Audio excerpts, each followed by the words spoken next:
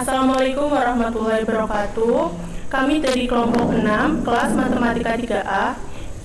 Di sini kami ingin menjelaskan bagaimana kami membuat laporan praktikum yang beranggotakan yang pertama ada Okti Ramadiani dengan NIM 22080460002. Yang kedua ada Ika Ainur Rahman Iswandi dengan NIM 22080460018. Yang ketiga yaitu Anita Wulandari dengan NIM 22080460020. Dan yang keempat saya sendiri, Rimadani Anugrah dengan NIM 22080460030.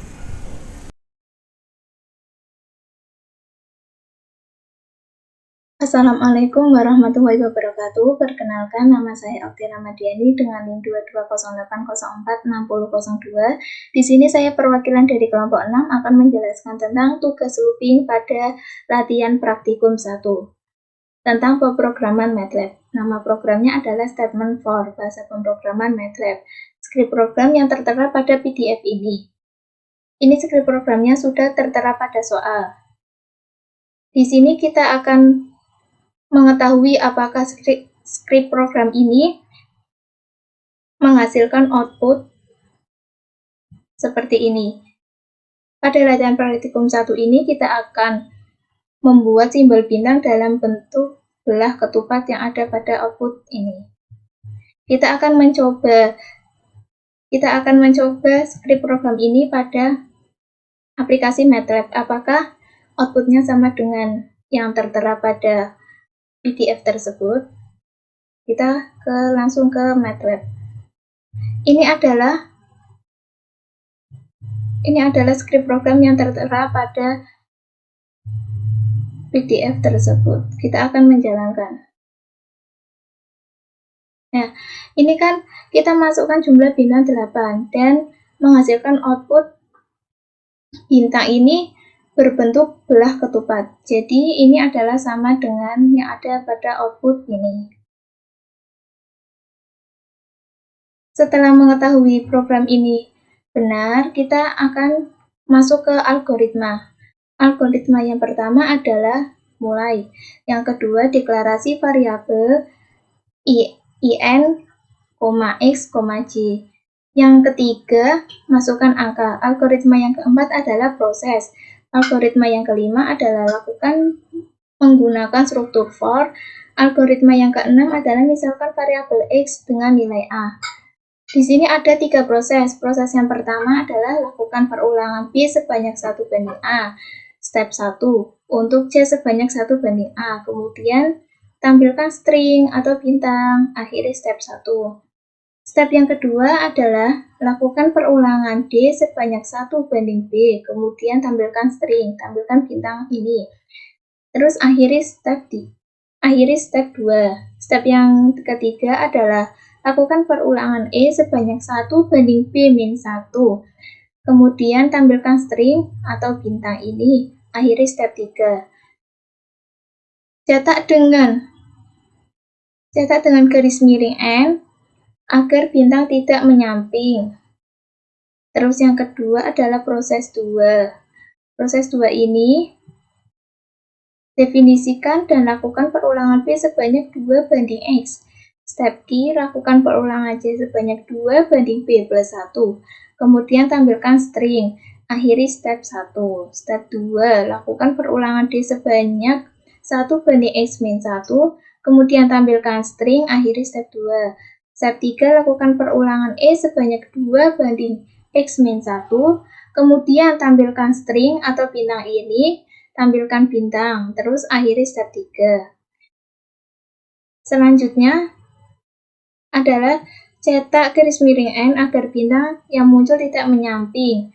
X sama dengan X min 1, akhiri proses 3. Proses 3 ini adalah selesai. Berarti program ini adalah sudah selesai. Kemudian kita beralih ke flowchart. Flowchart ini adalah menggambarkan tentang algoritma tadi yang di atas agar lebih mudah dalam mengoperasikannya. Yang pertama adalah input A. Input A ini memakai simbol terminator. Terus Yang kedua adalah setelah input A memakai simbol decision. Decision ini berisi tentang B sama dengan 1 banding A. Kemudian menggunakan simbol input atau output. Kemudian cetak bintang. Yang selanjutnya adalah menggunakan simbol decision lagi untuk C sama dengan 1 banding A. Kemudian cetak bintang, kemudian pakai simbol decision lagi untuk D sama dengan 1 banding B. Apabila ini prosesnya sudah selesai semua, kita mengakhiri proses ini dengan N, dengan memakai simbol terminator. Terus, penjelasan program. Penjelasan program di atas. Berikan penjelasan mengenai program yang Anda susun sebagai contoh sebagai penjelasan di bawah ini. Ini adalah penjelasan program yang kami buat di atas tersebut. Pada program di atas, pengguna atau user pertama memasukkan bilangan untuk tinggi segitiga yang akan dibuat. Kemudian program akan berulang 2 kali. Yang pertama untuk nilai X, kurang dari sama dengan jumlah baris yang diinputkan. Kemudian nilai dari X akan ditambah 1. Selama kondisi pada X benar, maka program akan menjalankan perulangan kedua untuk nilai C kurang dari sama dengan nilai X. Kemudian nilai C akan ditambah 1. Selama kondisi benar, program akan menampilkan string ini bintang dan berganti baris dan akan berhenti jika program berkondisi salah. Kesimpulan yang diberikan pada program di atas adalah dari perulangan di atas bisa disimpulkan bahwa untuk membuat segitiga bisa menggunakan konsep perulangan. Seperti yang saya ketahui, program di atas menggunakan perulangan atau looping yang telah diketahui batas awal dan batas akhirnya. Selama kondisi terpenuhi, maka pernyataan akan terus dieksekusi. Sebaliknya, jika kondisi tidak memenuhi, maka program akan berakhir. Sekian penjelasan dari tugas looping pada latihan praktikum 1 dari saya.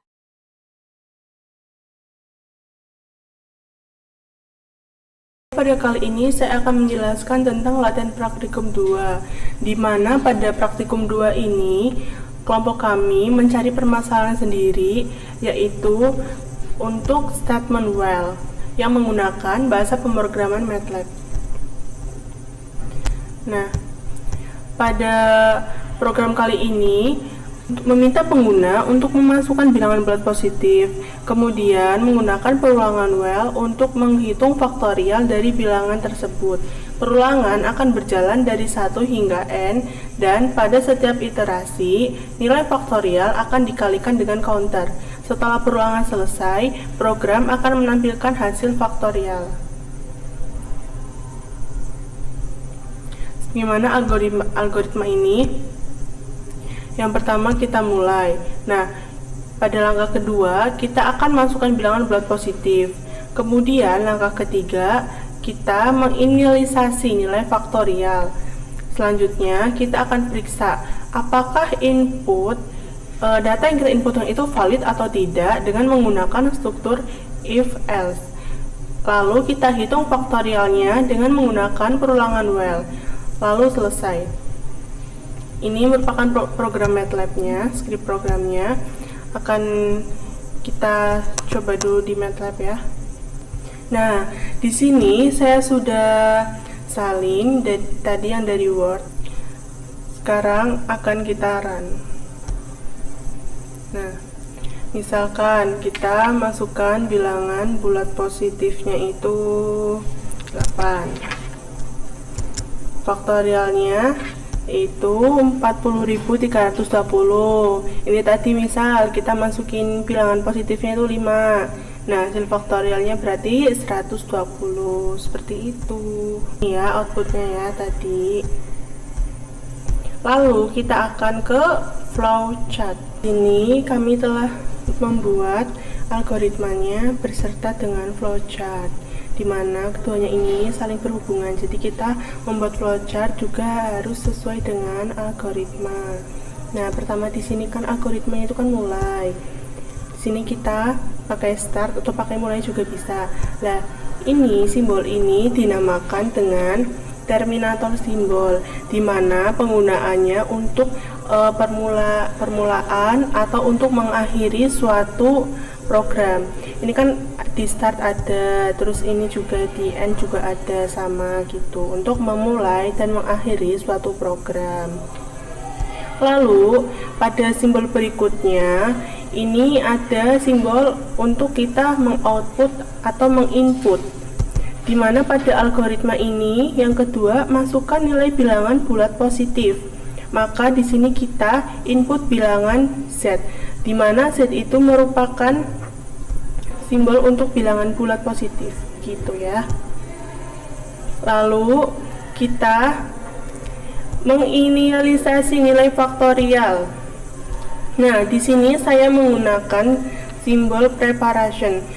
Ini tuh digunakan untuk mempersiapkan penyimpanan yang akan digunakan sebagai tempat pengolahan di dalam storage. Nah, di sini itu kan menginisialisasi nilai faktorial. Kita input itu masukin nilai faktorialnya itu 1. Lalu ada ini simbol decision. Periksa apakah input valid dengan menggunakan struktur if else. Ini kan, ini tuh kayak buat meriksa gitu. Jadi misal nih n-nya itu kurang dari 0, ini kan pakai simbol decision gitu ya. Nah, kalau bernilai benar maka kita akan mencetak n itu selesai kan, kita akan mencetak selesai. Tapi kalau kita yang ini tuh bernilai salah, apabila n sama dengan 0 berarti kan bernilai salah. Maka kalau salah itu lanjut ke syarat yang berikutnya, yaitu apabila n lebih besar dari 0. Seperti itu. Kalau n sama dengan 0 itu bernilai benar, maka akan langsung selesai. Tapi apabila n kurang dari 0, maka akan mencetak n sama dengan n-1. Seperti itu. Ini ya rumusnya ya, tadi ya, ini hitung faktorial dengan menggunakan perulangan while.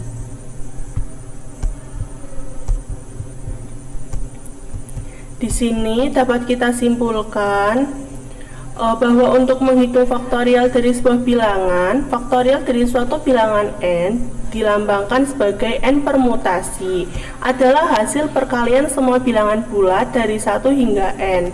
Dalam praktikum ini, kami mungkin telah menggunakan perulangan while untuk menghitung faktorial suatu bilangan.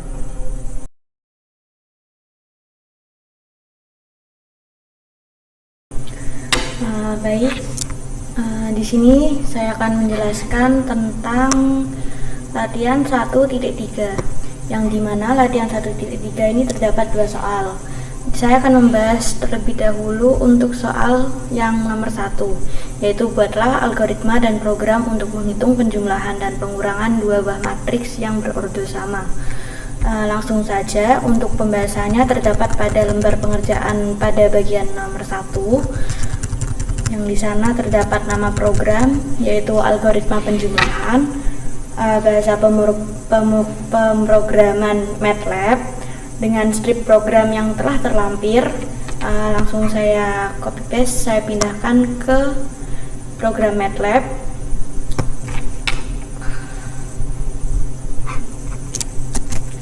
Dan langsung kita cek. Selanjutnya kita lihat pada hasil outputnya, yang apabila benar maka akan tampak langsung hasilnya. Berikut adalah outputnya. Sudah, jadi di sini langsung keluarlah matriks J yang akan dikalikan dengan ini, yang berhasil menghasilkan matriks ini. Selanjutnya, untuk output programnya tadi sudah saya lampirkan dan sudah terlampir juga pada lembar pengerjaan. Untuk algoritmanya, yaitu terdapat nomor 1 mulai, 2 deklarasikan variabel I, J, M, N, A, B, C, dan D. Untuk yang ketiga, input ukuran matriks A dan B, yaitu M dan N. Yang keempat, input data matriks A dan B. jumlahan dan kurangkan matriks A dan B sebagai berikut. Lalu di sini kita menggunakan program for untuk melakukan pengulangan I dari 1 hingga M dan kerjakan prik B. Jika I lebih besar dari M, maka dapat melanjutkan ke langkah selanjutnya. Dan jika J kurang dari N, maka kita bisa juga mengulangi lagi ke program nomor 5.A. Selanjutnya untuk menghitung matriknya dengan menggunakan CIJ sama dengan ini, lalu cetak matriks yang akan keluar pada output berikut. Untuk flowchartnya sini sudah terlampir. Jadi program tersebut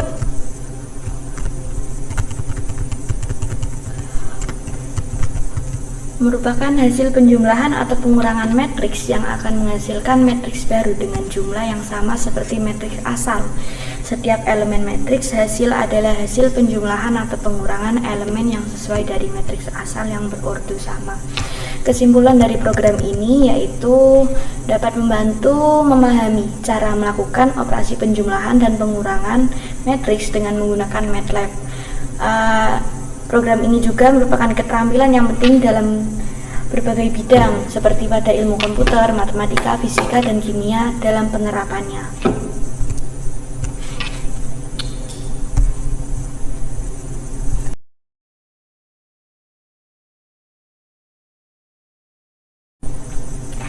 Baik, selanjutnya kita akan membahas tentang masih pada latihan 1.3, tapi di sini saya akan membahas tentang bab nomor 2, yaitu yang soalnya buatlah algoritma dan program untuk menghitung banyaknya solusi bilangan bulat positif dari persamaan x1 plus x2 plus sampai dengan plus xn sama dengan r, dengan x1, x2 sampai xn, elemen n dan r lebih besar atau sama dengan n.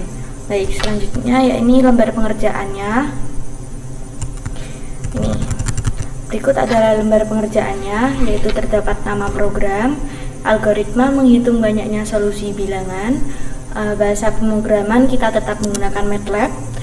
Untuk strip program langsung saja saya kopas, saya masukkan pada program MATLAB. Berikut adalah program MATLAB-nya. Langsung kita run and advance. Langsung beranjak ke command window, kita masukkan angka random, misalnya saja n yaitu 10, dan untuk r itu saya masukkan 8. Selanjutnya akan langsung keluar output banyaknya solusi bilangan bulat positif adalah 24.310. Begitupun dengan selanjutnya dengan angka-angka yang lain.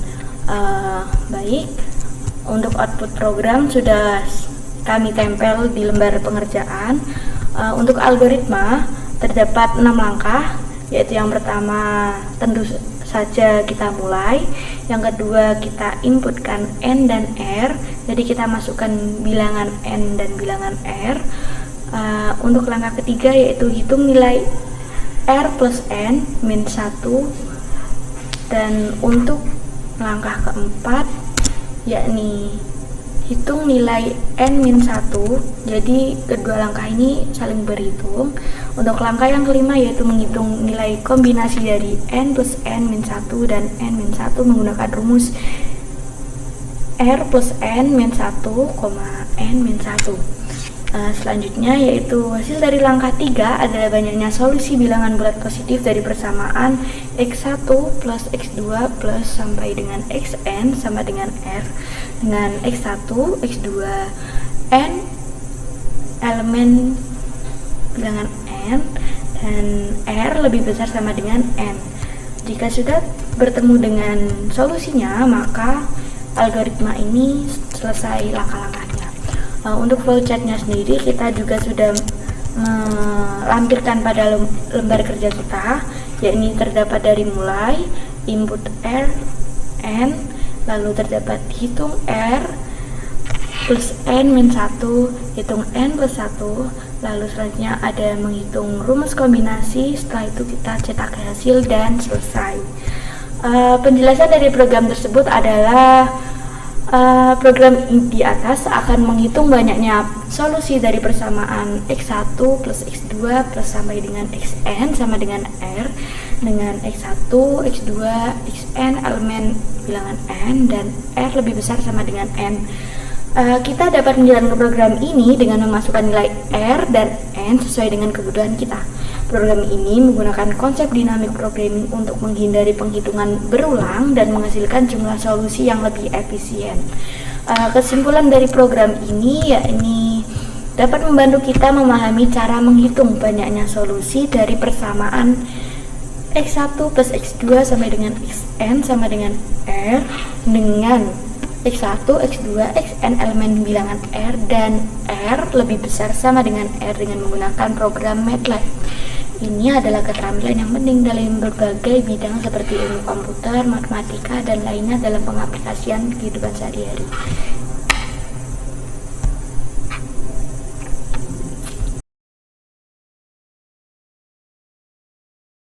Saya akan menjelaskan latihan praktikum 1. Nama programnya yaitu Statement If Else And. Bahasa pemrograman menggunakan MATLAB. Permasalahannya yaitu gunakan instruksi pemilihan if atau else pada soal optik geometri dengan keterangan titik fokus F sama dengan S1 kali S per S plus S1. Nah, dengan syarat bila F kurang dari 0, maka cermin cembung. Bila F lebih dari 0, maka cerminnya cekung. Dan bila F sama dengan 0, maka cermin datar. Kemudian saya akan menjelaskan algoritmanya terlebih dahulu. Buatlah algoritma dari permasalahan di atas. Yang pertama yaitu mulai atau start.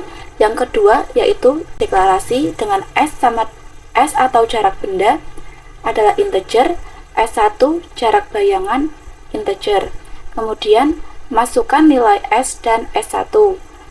Setelah itu lakukan proses dengan menghitung titik fokus dengan rumus F sama dengan S1 kali S per S plus S1.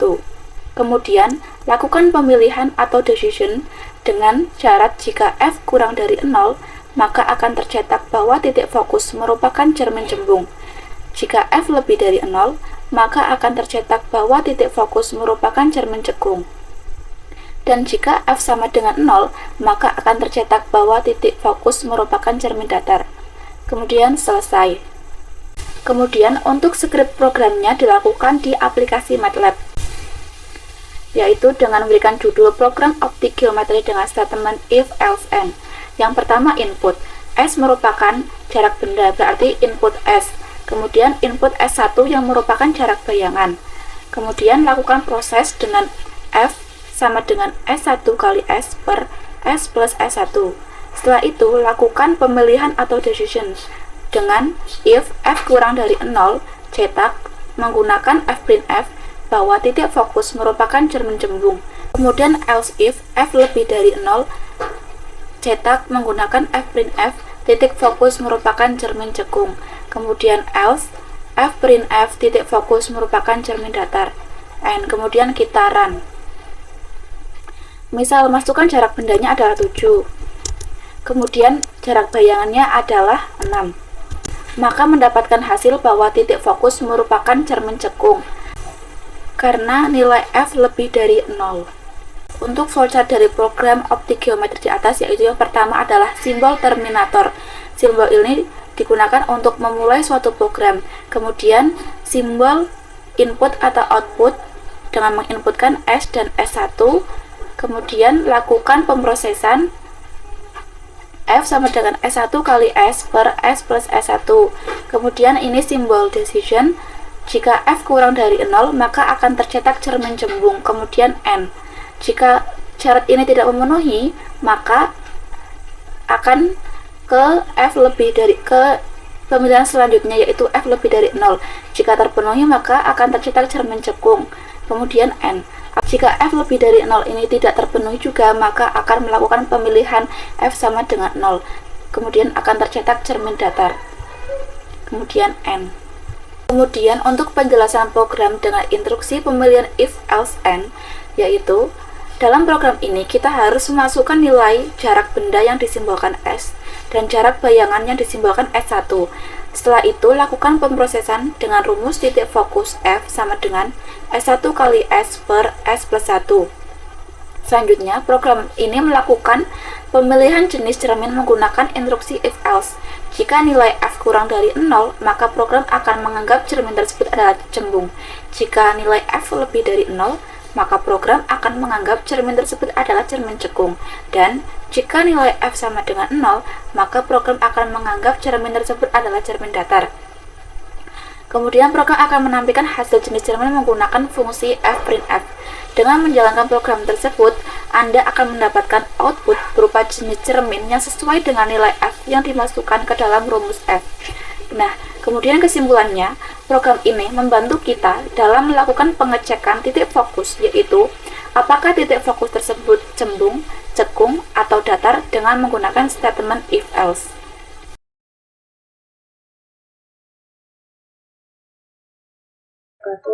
Perkenalkan, nama saya Okti Ramadiani dengan NIM 2208046002. Di sini saya perwakilan dari kelompok 6 akan menjelaskan tentang tugas decision pada latihan praktikum 2. Nama programnya adalah statement pemilihan kondisi if, else, and, atau switch case. Bahasa pemrograman adalah MATLAB.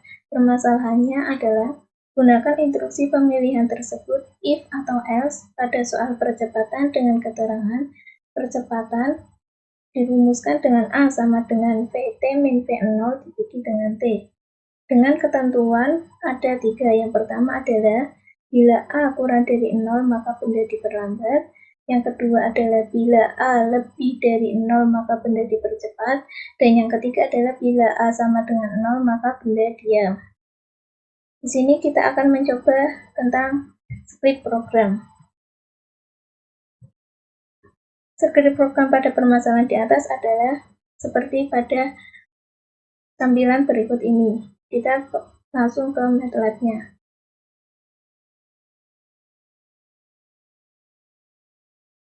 Oke. Ini adalah script program yang permasalahan yang terdapat pada permasalahan di atas tersebut. Kita langsung ke outputnya. Pada output ini, apabila kecepatan awal atau V0-nya itu kurang dari Pt, maka benda dipercepat. Yang kedua adalah bila kecepatan awalnya V0 itu lebih dari Vt atau lebih besar dari Vt-nya dari kecepatan akhirnya, maka benda diperlambat. Yang ketiga adalah contoh masukkan kecepatan awal atau V0 itu sama dengan Vt, maka benda akan diam. Output pada MATLAB tersebut apabila digambarkan adalah seperti ini. Terus selanjutnya saya akan menjelaskan tentang algoritmanya. Yang pertama adalah mulai, yang kedua adalah masukkan nilai kecepatan awal atau V0. Terus yang ketiga adalah masukkan nilai kecepatan akhir atau dilambangkan dengan Vt. Yang keempat adalah kita akan memasukkan nilai waktunya atau dilambangkan dengan T. Terus yang kelima, hitung percepatan A dengan rumusnya adalah A sama dengan Vt min V0 dibagi T. Dengan memasukkan rumus, kita akan memperoleh benda diperlambat atau benda dipercepat atau benda diam dengan ketentuan jika A kurang dari 0 maka tampilkan benda diperlambat, jika A lebih dari 0 maka tampilkan benda dipercepat, dan jika A sama dengan 0 maka tampilkan benda diam. Terus algoritma yang keenam adalah selesai. Setelah algoritma, saya akan menjelaskan tentang flowchart-nya. Yang pertama adalah start. Start pakai simbol terminator.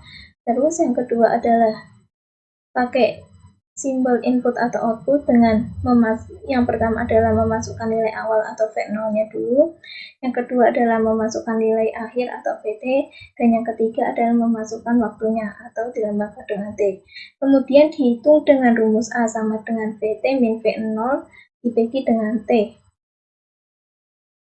Karena ini merupakan program pemilihan, jadi ada tiga pemilihan seperti yang diterangkan di atas sebelumnya. Yang pertama adalah pakai simbol decision atau pemilihan. Jika A kurang dari 0, maka akan dicetak benda diperlambat. Jika A kurang dari 0, maka akan dicetak benda dipercepat. Jika A sama dengan 0, maka akan dicetak benda diam. Kemudian selesai. Yang selanjutnya adalah penjelasan mengenai program tersebut. Penjelasannya adalah dalam program ini Anda diminta untuk memasukkan nilai kecepatan awal atau V0, kecepatan akhir atau VT, dan waktu yang dilambangkan dengan T. Kemudian program akan menghitung percepatan A sesuai dengan rumus yang Anda berikan. Anda menggunakan instruksi if atau else untuk menentukan status benda berdasarkan nilai percepatannya. Hasilnya akan ditampilkan dalam bentuk hasil sesuai dengan ketentuannya. Kesimpulannya didapatkan dari latihan praktikum 2 ini adalah dengan mengetahui algoritma ini, kita dapat memasukkan nilai-nilai yang diperlukan, dan program akan menghitung percepatan dan menampilkan status benda sesuai dengan nilai percepatannya.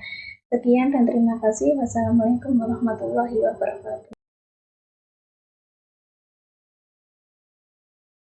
Selanjutnya, saya akan menjelaskan latihan praktikum 3. Di sini, program tersebut tentang statement pemilihan kondisi if, else, and, atau switch case, di mana menggunakan bahasa pemrograman MATLAB. Nah, permasalahannya itu kita akan menggunakan instruksi pemilihan if atau else pada soal efisiensi mesin dengan keterangan efisiensi dilambangkan dengan E, di mana E sama dengan 1 dikurangi T2 per T1 dikali 100%. Nah, di sini itu ada syarat apabila 0 kurang dari sama dengan E kurang dari sama dengan 60%, maka dinyatakan mesin tersebut boros. Apabila 60% kurang dari sama dengan E kurang dari sama dengan 80%, maka dinyatakan mesin tersebut irit. Dan apabila 80% kurang dari sama dengan E kurang dari sama dengan 100%, maka dinyatakan mesin tersebut ideal. Berikut ini adalah skrip program yang akan kita coba pada MATLAB.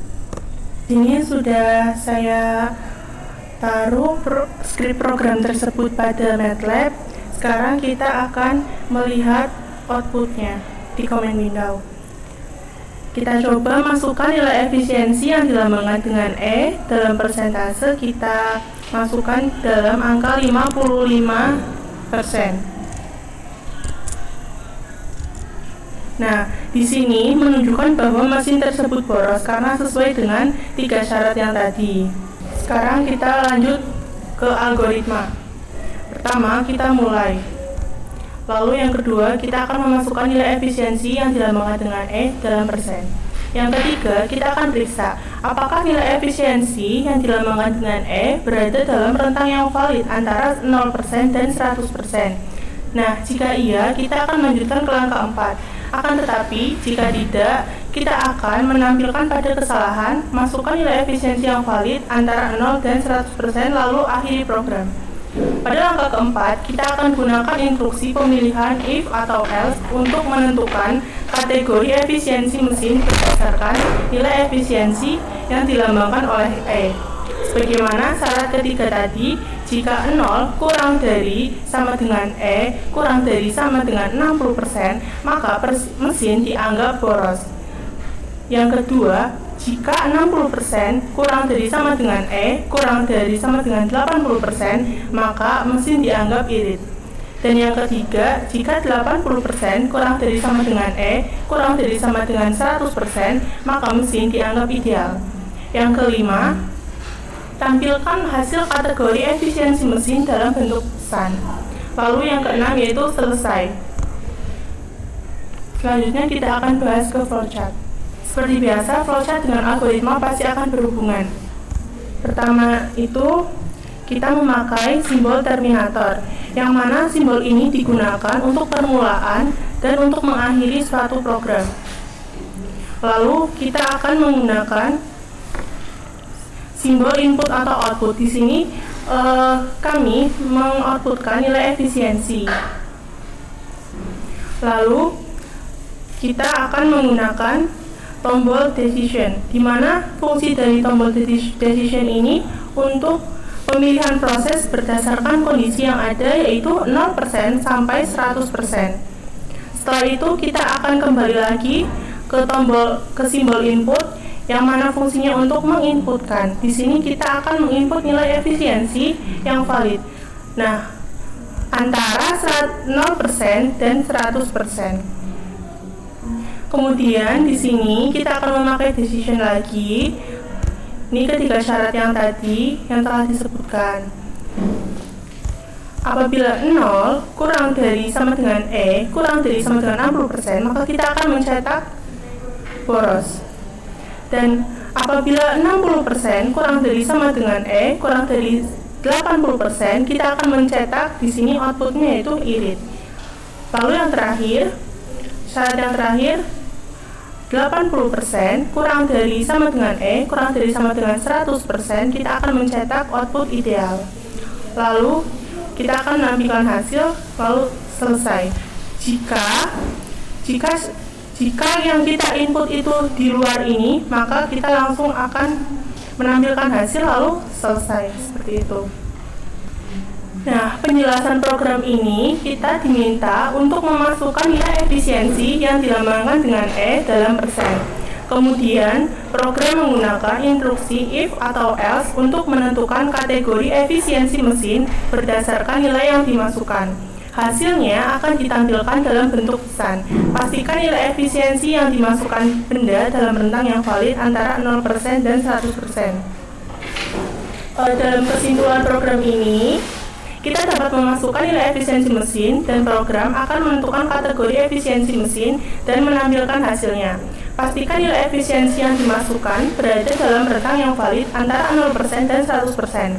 Jika nilai efisiensi di luar rentang ini, program akan memberikan pesan kesalahan. Tadi merupakan penjelasan dari anggota kelompok kami yang beberapa minggu lalu telah kami bahas.